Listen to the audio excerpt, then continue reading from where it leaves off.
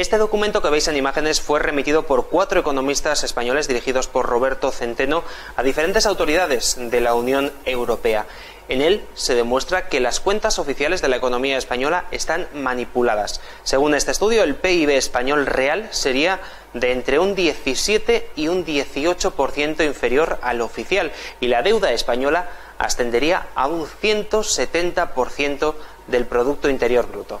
José Papí, miembro del MCRC, economista y una de las personas que ha colaborado en este estudio que ha realizado el equipo del economista Roberto Centeno. ¿Qué tal? Arratsaldeon, buenas tardes. Son unas cifras las que tenemos sobre la mesa que nos pintan una España que está prácticamente en quiebra. Exactamente. Bueno, vamos a ver, esto parte de un estudio que realiza el economista Roberto Centeno junto a un equipo de 3 economistas más, Juan Laborda, Juan Carlos Bermejo y Juan Carlos Barba, y ellos se quedan muy preocupados hace un tiempo de que la deuda española estuviera creciendo, digamos, de una manera exponencial, en concreto con el último gobierno por valor de más de 600.000 millones de euros. Entonces ellos, ante esa preocupación, dicen, oye, aquí está pasando algo, vamos a comprobar si la deuda que está cogiendo España es pagable un día, es repagable a quien nos la está prestando, que es fundamentalmente el Banco Central Europeo. Y a partir de ahí ellos se ponen a estudiar el PIB, digamos, desde las 3 perspectivas que es posible estudiar el PIB, ¿de acuerdo? Y entonces lo estudian desde la perspectiva de la producción, desde la perspectiva de las rentas pagadas y desde la perspectiva del gasto. Y resulta que lo miren por donde lo miren, cualquiera de los 3 métodos, se encuentran con la sorpresa que tú acabas de mencionar de que el PIB está entre un 17 y un 18% más bajo que el que aparece en lo que llamamos la contabilidad nacional, que son las cifras que envía el gobierno español a la Unión Europea, ¿de acuerdo? Entonces, esto es, de estas cifras confirmarse, que parece ser que es el caso, pues estamos ante una situación de lo más preocupante, ¿no? ¿Por qué es preocupante? Porque, claro, si cogemos la deuda actual de la cual informa el gobierno español, ¿no?, que es entre un 100 y un 101% del PIB, ¿de acuerdo? A esto le añadimos lo que se denomina el protocolo de déficit excesivo, ¿de acuerdo? Hay una serie de deudas del gobierno español que no se contabilizan en esa deuda que nos cuentan. Por ejemplo, no se cuenta la inversión en infraestructuras, no se cuentan, por ejemplo, las deudas de las administraciones públicas, ¿de acuerdo? Entonces, sí, pero en definitiva estamos hablando de una serie de pasivos en circulación que sí que tendrán que pagar los españoles en algún momento, ¿no? Pues simplemente teniendo eso en cuenta, es decir, pasando de la deuda normal, vamos a decirle, con la que informamos a Bruselas, a la deuda a la cual le quitamos el protocolo de déficit excesivo, nos vamos hasta el 141% del PIB. Pero claro, si el PIB no es verdad y el PIB que tenemos a día de hoy es un 17, un 18% inferior al que nos está diciendo el gobierno, ese 141% se convertiría automáticamente en un 171%. Y claro, ahí ya estamos hablando de una ruina, que eso no lo pueden devolver ni 2 ni 3 generaciones de españoles, ¿no?, que nos sigan. José, ¿cuáles son las consecuencias que puede tener para España esta deuda impagable? Hombre, esto es gravísimo, porque estamos hablando de una deuda que, bueno, en toda la historia no se ha conocido que un país pudiera devolver una cantidad tal, ¿no? Entonces, pues bueno, tendríamos pues probablemente que renegociar nuestra deuda con la Unión Europea, en fin, salirnos del euro y devolverla en pesetas, aceptar una inflación alta para que esa deuda se haga más pequeñita, ¿no?, por decirlo de una manera muy coloquial. Es decir, este es un tema gravísimo, ¿no? De ahí, por ejemplo, pues el artículo que ha publicado el Daily Express, que es uno de los principales periódicos británicos, la semana pasada. Es un periódico que tiene una audiencia de casi 1 millón de personas al día, y bueno, el titular era tremebundo, decía España está arruinada para los próximos 50 años, ¿no? Ellos se han hecho eco precisamente de estas informaciones y claro, están muy sorprendidos porque esto evidentemente, en fin, no es solo una catástrofe para España, es que es una catástrofe para la eurozona, porque es que el euro no se puede sostener si el tercer país, el cuarto país, en este caso más importante de la zona euro, después de Alemania, de Francia y de Italia, pues tiene una deuda que es prácticamente el doble de su PIB, ¿no? ¿Y hay posibilidad real de renegociar esta deuda con los acreedores? Te hago esta pregunta, José, porque hace 1 año y medio aproximadamente los griegos lo intentaron y se encontraron con un muro. No hubo manera de renegociar la deuda. ¿Es factible una renegociación de la deuda española?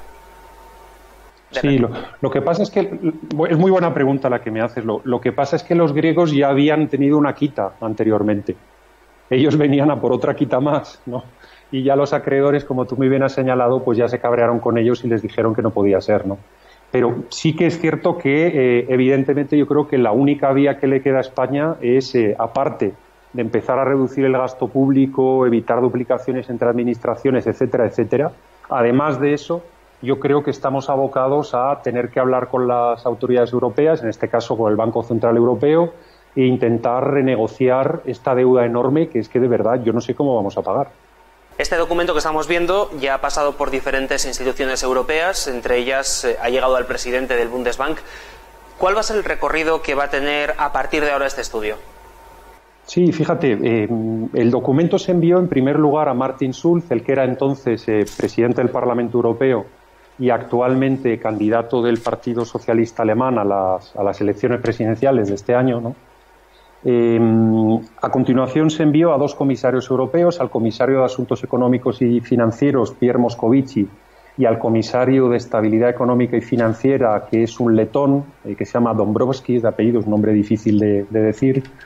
Y estos dos, digamos, tanto el Parlamento Europeo como estos dos comisarios, en nombre de la Comisión Europea, en fin, dieron acuse de recibo del informe. Decía que les sorprendía, evidentemente, porque, en fin, ellos recibían habitualmente las cifras por parte del Gobierno español y que estas cifras no se correspondían con las que ellos recibían de Madrid, pero que, en fin, que le daban un voto de confianza al Gobierno español, pero que se iban a poner a mirar qué es lo que estaba pasando, ¿no? Al tiempo, eso luego también se ha compartido con, como tú mencionabas, el presidente del Bundesbank, ¿no?, que es evidentemente el banco central más importante dentro de la zona euro, y también se ha compartido con el presidente del Eurogrupo, que es el ministro de Finanzas holandés, Dijsselbloem, o Dijsselbloem, si lo pronuncio bien. Entonces, sí, digamos, ha habido una correspondencia. Entonces, ¿qué va a pasar, no? Pues, hombre, es complicado que estas personas hagan algo. ¿Por qué? Pues porque normalmente van a ir hacia la vía oficial y van a consultar con el Gobierno español, y el Gobierno español le van a decir que estos cálculos son equivocados. Lo que ocurre es que estos cálculos que ha hecho Roberto Centeno y su equipo se han hecho conforme a la propia metodología de indicadores de actividad que definió el propio Ministerio de Economía y Hacienda en aquel momento, en el 2007. Con lo cual no es que sea hasta una metodología creada por Roberto Centeno y su equipo, sino que es una metodología que se ha seguido paso a paso lo que el propio Ministerio de Economía y Hacienda definió como que era la metodología buena, ¿no? Y entonces con lo que nos encontramos es eso, que siguiendo esa metodología, pues ahí aparece que hay entre un 17 y un 18% de PIB menos, ¿no? Evidentemente España tenía un interés en no reportar a la Unión Europea que estábamos teniendo estos problemas económicos tan graves, pero ¿es esto el engaño del siglo? ¿Es esto, pues digamos, la mayor crisis económica que va a haber en España en los últimos 20-30 años? Pues no lo sé, pero desde luego los datos no engañan y yo tengo confianza en que el equipo de economistas que ha preparado este informe no se equivoca, ¿no? ¿Y todo esto cuándo puede explotar? Porque los datos que tenemos sobre la mesa nos llevan a una suspensión de pagos. Hombre, esto es muy grave. Lo que pasa es que esto está sostenido por una política de préstamos ilimitados del Banco Central Europeo, ¿no? Ahora mismo el Banco Central Europeo, la Unión Europea en general, quiere mantener el euro sea como sea, ¿no? Entonces, uno de los países que no se pueden permitir en este momento que salga del euro, pues es España, ¿no? Entonces están prestando para mantener una cantidad de deuda pública que no para de crecer día tras día, pero claro, esto va a haber que llegar a algún momento en el que va a haber que parar, ¿no? Entonces, ¿qué es lo que va a pasar? Pues no te sabría decir. ¿Por qué? Porque estamos en un año para la Unión Europea muy tormentoso, ¿no? Es un año en el que tenemos elecciones en Holanda, tenemos elecciones en Francia, con además una Marine Le Pen, ¿no?, que está ahí amenazando bastante arriba en los sondeos. Tenemos elecciones en Alemania, tenemos muy probablemente otro rescate que tener que hacerle a los amigos griegos. Si las cosas se tuercen, también va a haber elecciones adelantadas en Italia. Y claro, resulta que todos los amos de la Unión Europea, pues este año están de cambio de jefe, ¿no? Con lo cual es muy complicado que podamos definir o que podamos pensar, ¿no?, cuál va a ser digamos, el tratamiento que se dé a esta cantidad de préstamos, digamos, esta burrada de préstamos que está viniendo de la Unión Europea y que está permitiendo esta situación, ¿no? Nosotros lo que estamos haciendo, en fin, yo soy nada más que un mero colaborador del equipo de Roberto, pero lo que estamos haciendo es compartir los resultados de este estudio con diferentes instituciones económicas europeas de prestigio, como ha sido, por ejemplo, el Instituto IFO de Múnich, que nos ha dicho que la metodología en principio es correcta. Ahora mismo están entrando en el detalle de las cifras el Instituto de la Economía Mundial de Kiel, de la Universidad de Kiel. Ellos están trabajando también en revisar numerito a numerito que todas las tablas hayan sumado bien para llegar a la conclusión de que el PIB es entre un 17 y un 18% más bajo. Y, en fin, en eso estamos tratando por lo menos que se vaya conociendo por parte de varias instituciones académicas de prestigio y que a partir de ahí se vaya haciendo más gente eco de qué es lo que está ocurriendo, ¿no?, en España. Y, bueno, si esto se llegara a destapar, pues, en fin, es que no soy capaz de aventurarme a calificar lo que sería esto. Esto sería una catástrofe, pero vamos, estupenda, ¿no? José, para finalizar, si hay alguna persona que nos está viendo que quiera ampliar información sobre este documento, no sé si está publicado, si se puede consultar directamente o si hay algún tipo de resumen. Sí, ha habido, vamos a ver, el documento al completo no es público, o por lo menos a mí no me consta que sea público. Sí que es cierto que se han publicado tanto en el periódico digital El Confidencial como en el periódico digital Voz Populi una serie de artículos donde se iban presentando primero las conclusiones preliminares y luego las conclusiones más avanzadas y luego las conclusiones finales de este trabajo, ¿no?